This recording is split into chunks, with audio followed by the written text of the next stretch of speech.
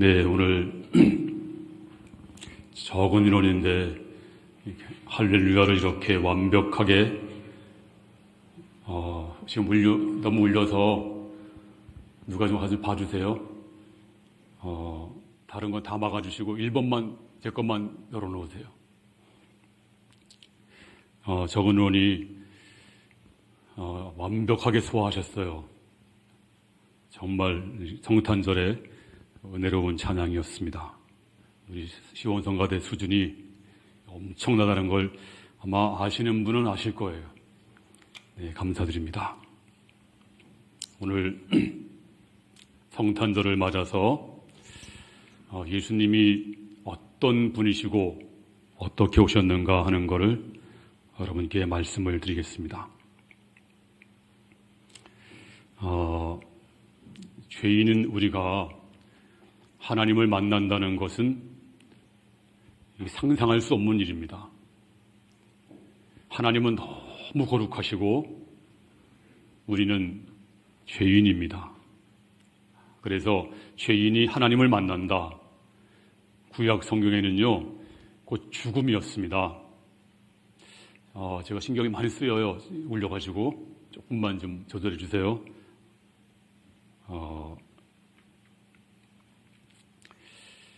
그래서 구약에는요, 하나님을 만난다는 것은 곧 죽음이었습니다. 출애굽기 10장 28절에 보면 내 얼굴을 보는 날에는 죽으리라. 네, 하나님을 보면 곧 죽었습니다.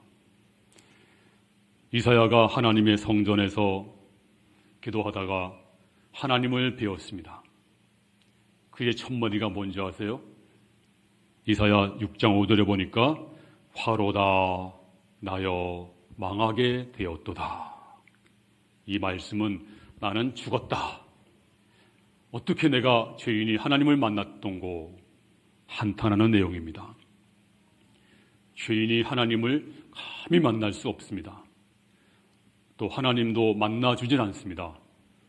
만나면 죽음이니까요. 그런데 그 하나님이 우리를 만나주시는 사건이 발생했습니다. 바로 하나님 자신이 인간의 몸을 입으시고 이 땅에 와서 우리를 만나주셨습니다. 이 사건을 가르쳐서 성육신이라고 부릅니다. 바로 크리스마스입니다. 아까 노엘이 뭘까요? 바로 크리스마스, 성탄, 바로 메리 크리스마스가 노엘입니다. 우리 주 예수님은 어쩌다가 태어나신 분이 아닙니다. 우리 주님이 탄생하기 수천 년, 아니 수백 년 전부터 우리 주 예수님이 탄생할 거라고 수없이 예언했습니다. 오늘 본문 말씀은 예수님이 탄생하시기 700년 전에 이사야가 예언한 말씀입니다. 그런데 어떻게 오신다고 했나요? 오늘 성경에 보니까, 본문에 보니까 이는 한 아기가, 오늘 본문에 보면 이는 한 아기가 우리에게서 낳고 한 아들을 우리에게 주신 바 되었는데, 자, 이 땅에 오시는 메시아는 어떻게 오신다고요? 오늘 성경이 말하기를 아기로 오신다 그랬습니다. 만약에 예수님이 메시아가 만약에 왕궁의 왕자로 왔다면 아마 그분 만나기가 쉽지 않을 겁니다. 만약에 메시아가 부자 집안을 왔다면 아마도 그를 만날 가난한 사람은 얼씬도 못할 것입니다. 그런데 그 메시아는 어떻게 오셨나요?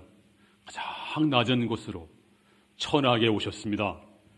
그래서 누구를 막론하고 그분을 만날 수가 있습니다. 또 메시아는 처녀를 통해서 올 것이다 라고 예언했습니다. 이사야 7장 14절에 시작, 보라 처녀가 잉태하여 아들을 낳을 것이요 그 이름을 임마누엘이라 하리라. 처녀가 아기를 낳는데요, 성령으로 잉태한 것입니다. 그리고 이름을 임마누엘, 하나님이 함께 계신다. 사실은 임마누엘은 하나님의 이름이었습니다. 임마누엘, 바로 예수 그리스도 그분이 임마누엘로 오신 것입니다. 근데 어떻게 오셨다고요? 아기로 오셨습니다. 아기를 한번 상상해 보세요. 아기는 참 접근하기 쉽고 너무 편안한 게 아기입니다. 요즘에요, 괜히 사람 쳐다보면 그게 성추행된대요. 사람 한 분을 보면 안 됩니다.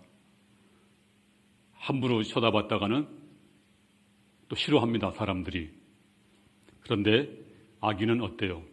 아기는 쳐다봐도 사람들이 다 좋아합니다. 가난한 사람도 부한 사람도 동양인도 서양인도 어린아이도 노인도 아기를 보면 다 좋아하고 또 접근하기가 얼마나 쉬운지 모릅니다. 그 앞에는 가식을 버립니다. 체면도 버립니다. 얼마 전에 막 화를 내던 사람도 아기 보자마자 얼굴이 확 피더라고요.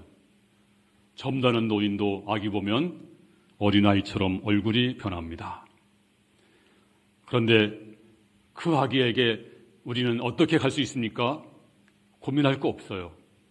누구든지 올 수가 있습니다. 왜요? 아기로 오셨기 때문에. 근데 아기라고 하니까 힘없는 아기, 돌보는 아기, 거들어줘야 되는 아기, 아기로 왔지만 그분이 어떤 분이셨는가?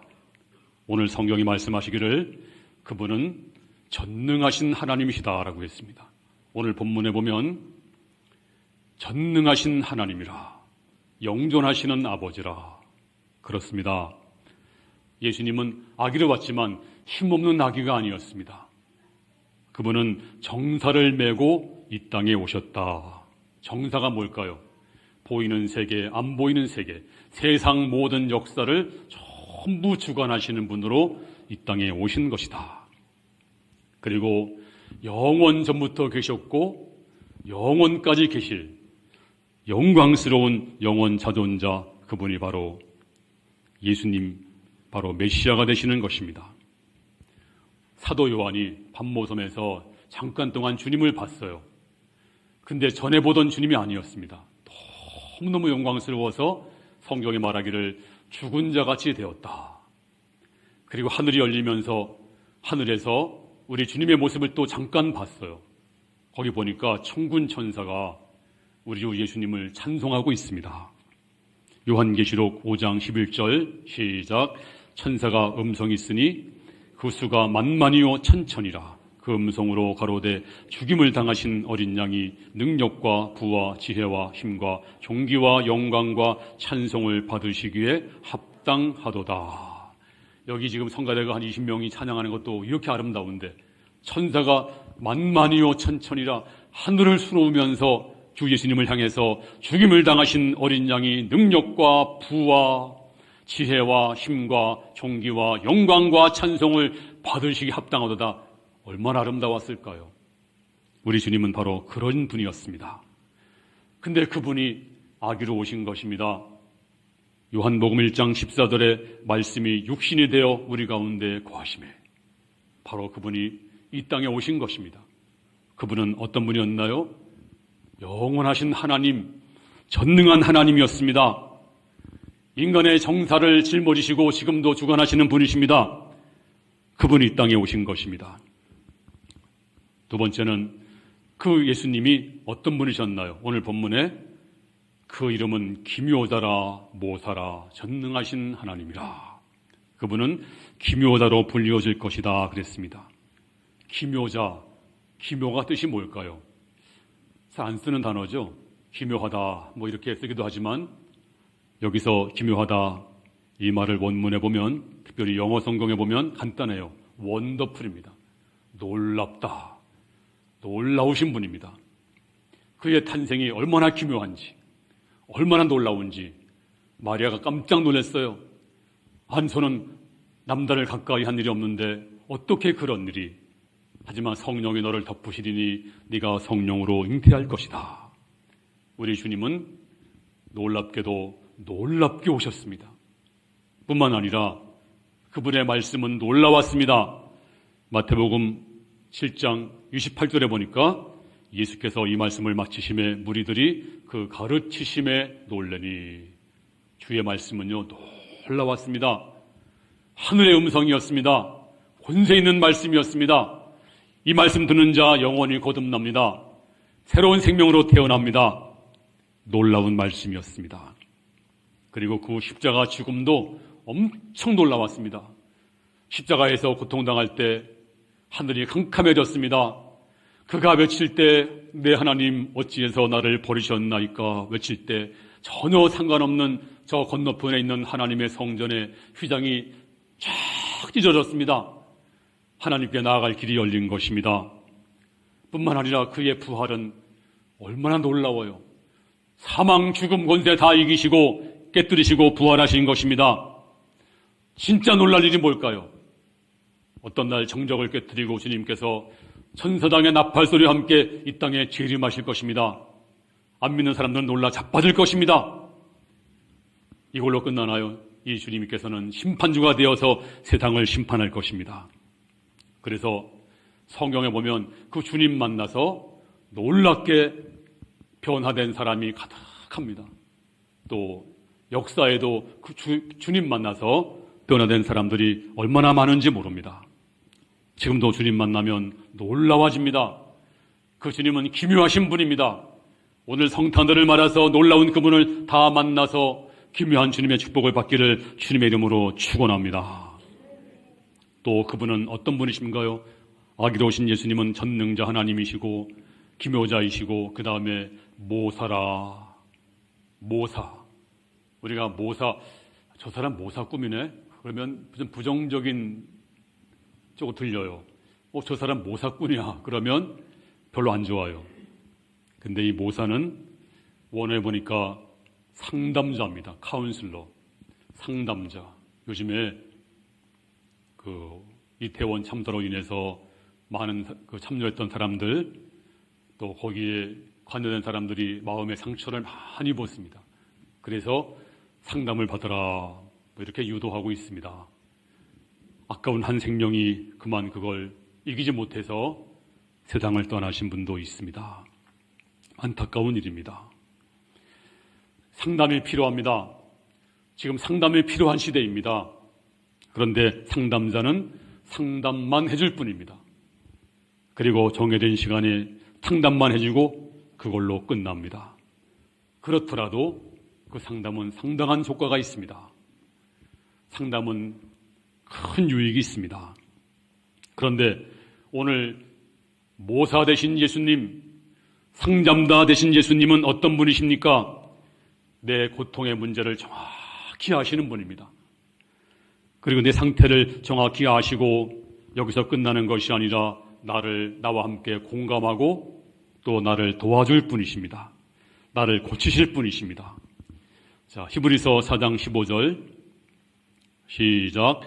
우리에게 있는 대제사장은 우리 연약함을 동정하지 못하실 리가 아니요 모든 일에 우리와 똑같이 시험을 받으신 이로되 죄는 없으시니라. 우리의 연약함을 동정하지 못하실 리가 아니요 이 말씀의 뜻은 우리 연약함을 동정하신다. 우리 연약함을 정확히 아신다. 우리 연약함을 함께 공감하시고 치료해 주시는 분이시다. 이런 뜻입니다. 그 상담자 예수님은 이 땅에서 매를 맞아보신 분입니다. 그래서 아픔이 무엇인가를 아십니다. 우리 주님은 이 땅에서 눈물을 흘리시고 심지어 심한 통고까지 했습니다. 그래서 우리의 눈물을 아십니다. 또 우리 주님은 이 땅에서 직접 죽어보신 분입니다. 죽음의 골짜기를 지나신 분입니다. 그래서 죽음의 고통도 아십니다. 여러분의 불안도 아시고 갈등도 아십니다. 왜요? 다 주님이 경험하셨습니다. 다 체험하셨습니다. 바로 그분이 와서 말씀하십니다. 너 얼마나 아프냐? 나도 아팠었느니라. 내가 너의 아픔을 아느니라. 너의 눈물을 나도 눈물을 흘렸었느니라. 내가 너의 눈물의 정체를 안다. 네 아픈 마음, 불안한 마음 나도 그랬었느니라. 내가 너의 아픔을 안다. 네가 당한 배신, 외로움, 고통 나도 그랬었느니라. 내가 너의 외로움도 안다. 우리 주님은 나의 고통, 나의 감정을 똑같이 느끼시는 분입니다. 거기서 끝나는 것이 아니라 나를 도와주시고 고쳐주시는 분입니다. 바로 그분이 모사, 나의 모사 되시고 상담자, 내 마음을 지키시고 인도하시는 분이십니다. 히브리서 5장 7절에 보면 시작, 그는 육체에 계실 때 자기를 죽음에서 능히 구원하실 이에게 심한 통곡과 눈물로 간구와 소원을 올렸고 그의 경건하심으로 말미암아 들으심을 얻었느니라. 우리 주님은 육체로 계실 때 심한 통곡과 눈물로 기도를 하셨다. 언제 그러셨나요? 십자가 앞에 놓고 하나님, 이 십자가 너무 무겁습니다. 이 산을 옮겨주세요. 심한 통곡으로 그날 밤을 보내신 분입니다. 그래서 우리 주님은 여러분의 눈물의 정체를 아십니다. 우리 마음을 아시는 분이십니다. 그래서 주님께서 이 시간 다가와서 말씀하십니다. 내게 말하라. 내가 너의 말을 다 들어주겠노라. 우리 주님은 하늘에만 계시고 법전에만 계시고 예배드릴 때 저기 천장에 있다 내려오시고 그런 분이 아닙니다. 여러분 눈물을 닦아주시는 분이시고 내 심장을 만드신 분, 내 심장을 뛰게 하신 분, 그리고 내 고통을 들어주시는 분, 바로 그분이 예수 그리스도 메시아인 줄로 믿습니다. 할렐루야. 그런데 제가 아는 목사님이 미국 유학을 했었는데요. 이분이 이제 돈이 없어서 아르바이트를 하려고 보니까 광고를 보니까 우리 집에 와서 내 얘기를 들어주면 시간당 10불 주겠다. 그때 10불이 컸으니까요. 그래서 너무 좋아서 야, 이거 노동도 아닌데 좋다. 자원을 했습니다. 갔더니 나이 많은 노인인데 너무 외로워서 말할 상대가 없어서 이제 말을 하기 시작합니다. 옛날 어릴 때부터 젊을 때부터 그냥 말하기 시작하면 그냥 있으면 안 되잖아요. 맞장구 쳐둬야지. 처음엔 좋았는데 남의 말을 듣는다는 게 그렇게 어려운 줄 몰랐대요. 고통스러웠대요, 나중에는. 그래서 차라리 접시 닦는 게 훨씬 낫다. 그리고 그만 나왔다는 그런 얘기를 들은 적이 있습니다. 우리가 남의 말을 듣는다는 거 쉬운 일이 아닙니다. 고통스러운 일입니다. 그리고 남의 말 듣는 거 좋아할 사람이 거의 없어요. 다 자기 말만 하지. 그런데 우리 주님은 말씀합니다. 내게 말해. 너의 속마음을 다 나한테 말하라. 내가 들어줄게. 난 너의 상담자야. 그렇습니다. 오늘 여러분의 외로움, 눈물, 고통을 다 주께 말하시면 주님이 들어주시고 응답해 주시고 고쳐주시고 세워주시고 그리고 큰 은혜를 베풀어 주실 줄로 믿습니다. 한 아기가 우리에게서 낳는데 전능한 하나님이라 기묘자라 모사라 마지막으로 오늘 성경이 말씀합니다. 평강의 왕이라 할 것입니다. 우리 주님은 평강의 왕으로 오셨습니다. 우리 주님이 탄생하던 날 그날 밤에 하늘에서 천군 천사가 찬송을 했어요. 어떤 찬송이었나요?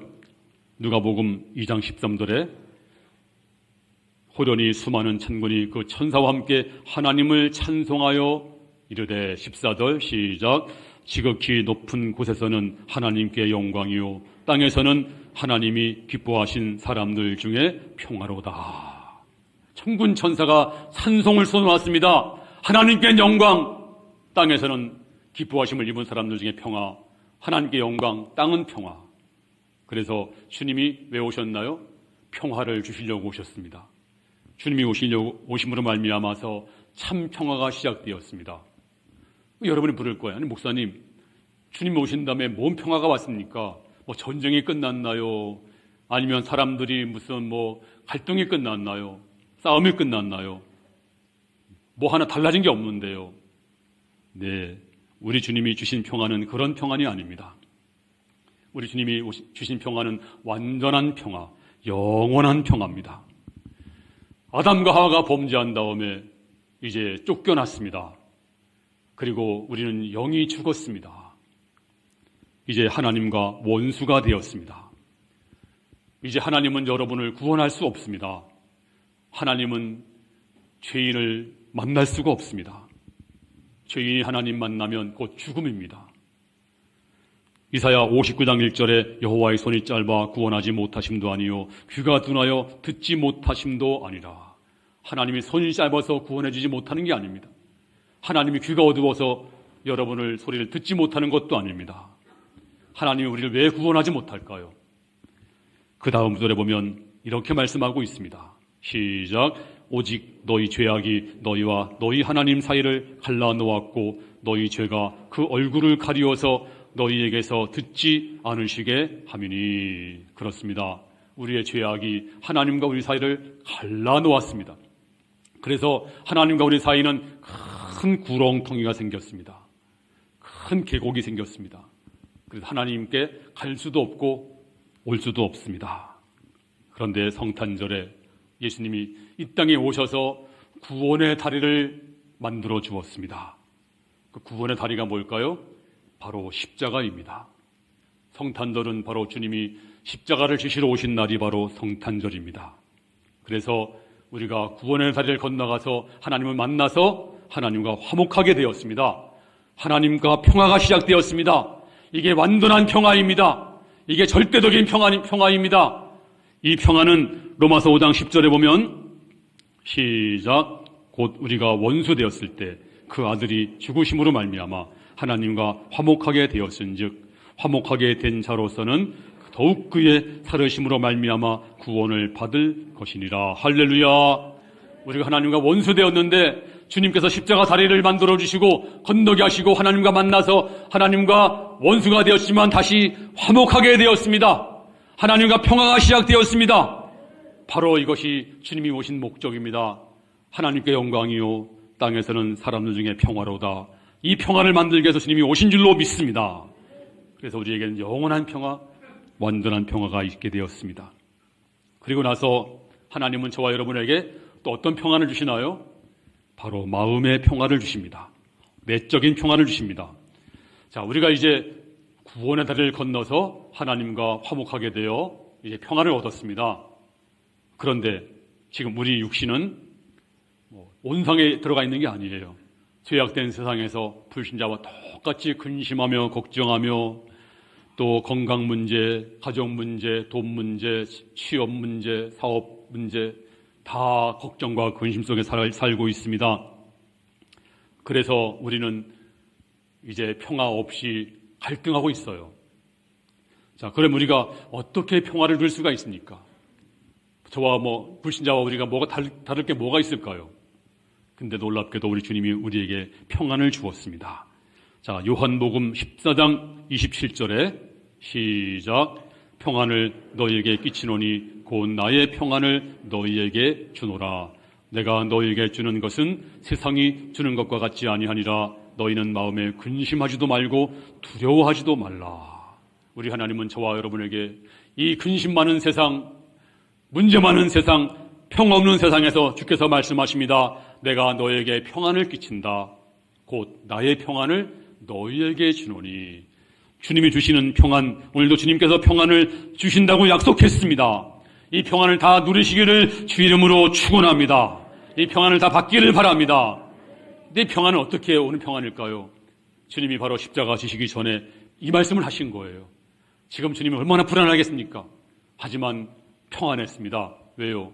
하나님이 내 아버지가 되시고 이제 십자가를 지지만 다시 부활을 믿었기 때문에 죽어도 이제 부활이기 때문에 평안했습니다. 마찬가지로 저와 여러분들은 왜 평안해야 돼요? 문제가 많을 겁니다.